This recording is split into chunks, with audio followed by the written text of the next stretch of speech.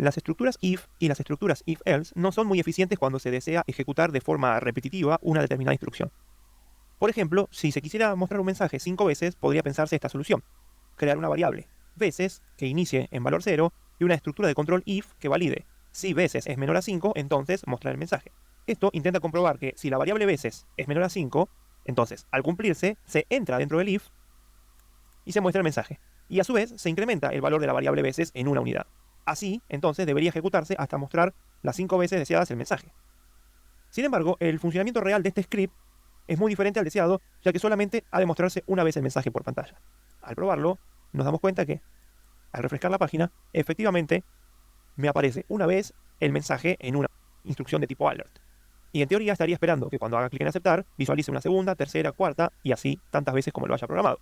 Cosa que no ocurre porque la estructura if no se repite y la comprobación de la condición solo se realiza una única vez, con lo cual, cumplida la misma, continúa el resto de su ejecución del código. Para ello, la estructura for permite realizar este tipo de repeticiones, también llamados bucles, de una forma muy sencilla. La estructura de control for tiene por característica crearse de la siguiente forma. De la misma forma que el if, se coloca la palabra reservada for, se abre un par de paréntesis para especificar las características de la operación, pero aquí es un poco más compleja su construcción. No es únicamente una única condición que se aplica para construir la misma, sino que tiene 3 parámetros concretos.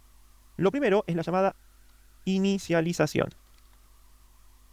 Luego se coloca un punto y coma y se coloca en el segundo término una condición, y acá puede ser muy similar con lo que tiene que ver las condiciones de estructuras como live, y el ciclo de actualización.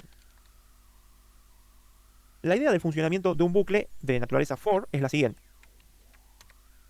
Mientras la condición indicada se siga cumpliendo, se repite la ejecución interna de la estructura for definidas en un ciclo indeterminado. Además, después de cada iteración, es decir, de cada repetición, se lleva a cabo una actualización de las variables que se utilizan para la condición. De esta forma podemos afirmar lo siguiente, que lo que llamamos la inicialización resulta ser la zona o el área en donde se establecen los valores iniciales de aquellas variables que van a utilizarse para controlar la repetición. Lo que llamamos una estructura for como condición será aquel único elemento que decide si se continúa o no la ejecución. O sea, también la ejecución o la repetición de las mismas. Y en tercer lugar, lo que llamamos la actualización es un nuevo valor que ha de asignarse después de cada repetición. Específicamente sobre aquellas variables donde fueron definidos los valores iniciales. Trasladado a un ejemplo real y el más común con el que una persona pueda llegar a trabajar es lo siguiente. En lo que es inicialización se coloca la creación de una variable que convencionalmente ha de llamársela i e inicializarla con el valor 0.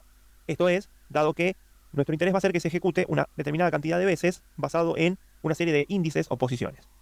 Entonces, tendremos una variable i, que también ha de conocerse como variable puntero, que permitirá ir contando la cantidad de veces o vueltas que se ejecuta las determinadas instrucciones. En condición, habremos de colocar justamente el límite para que continúe o no dicha ejecución. Vamos a ver, por ejemplo, la condición va a ser que dicha variable i resulte menor a 5. Esto significaría que, efectivamente, la variable i inicializará en el valor 0 y se ejecutará el contenido de la estructura for en tanto y en cuanto la variable i no haya asumido el valor 5.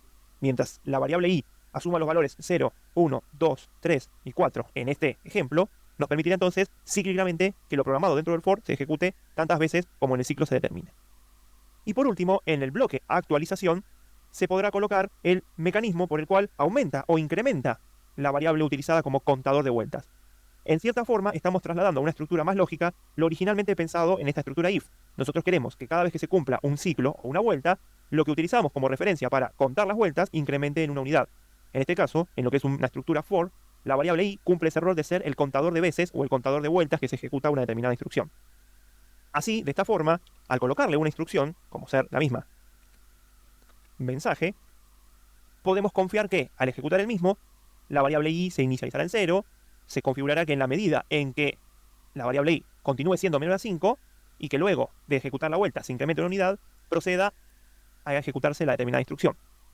Siendo así, al llevar esto a la prueba y actualizar la página, vemos que el mensaje se imprime originalmente con la estructura del tipo if y 1, 2, 3, 4, 5 veces. Como para que quede aún más claro, mensaje desde un for podría hacer la comparación entre una y la otra. Al ejecutar esta estructura for, ocurrirá lo siguiente. Primero veo la expresión original mensaje constituida en el bucle o en la estructura de control if. Y ahora empiezo a visualizar la primera vez el mensaje dentro de un for. Y cuando hago aceptar, se ejecuta una segunda, una tercera, una cuarta, una quinta, y así hasta que ha terminado.